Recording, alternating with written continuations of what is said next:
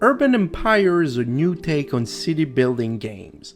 First you think about games such as SimCity or City Skylines, and while the artistic freedom is much larger in these games with a more refined aesthetic, Urban Empire is more concentrated on the political aspect of cities. You still have multiple stats to monitor like approval, research, money, cash flow, security, health, happiness, and much more that you'll need to keep in check all throughout the game.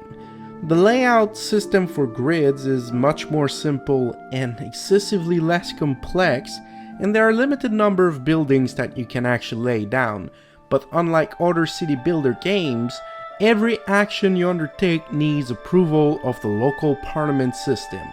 The game begins at the burgeoning of the Industrial Revolution, and in one of the many cities of the now past Austro-Hungarian Empire, which was a liberal autocracy.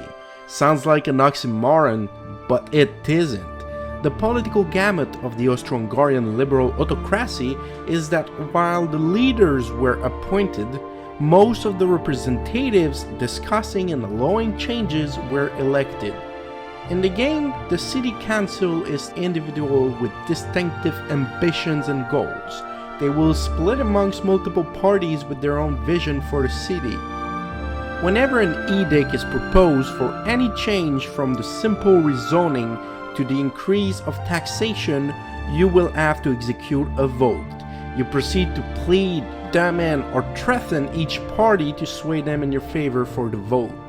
There is also a technological tree available that feels a little bit like Civilization Series 1. You have a well-defined path to take, and they are all fitting to the era you're in. You also get a small quote spoken once the research is done. That feels a little bit too much like Civ. The game covers the Industrial Revolution all the way to the near future, and you will need to guide the city to prosperity. Now the game seems attractive enough, but let's keep in mind that Kalypso is the publishing company. I don't want to be harsh on them, but looking back at the games they have produced, there are two types of games with them that we can see coming up. First, there are games like Grand Ages Rome and Medieval or Rise of Venice, games with simple game mechanics and that still receive DLCs, but that never really expanded on the mechanics, which made them boring kind of quickly.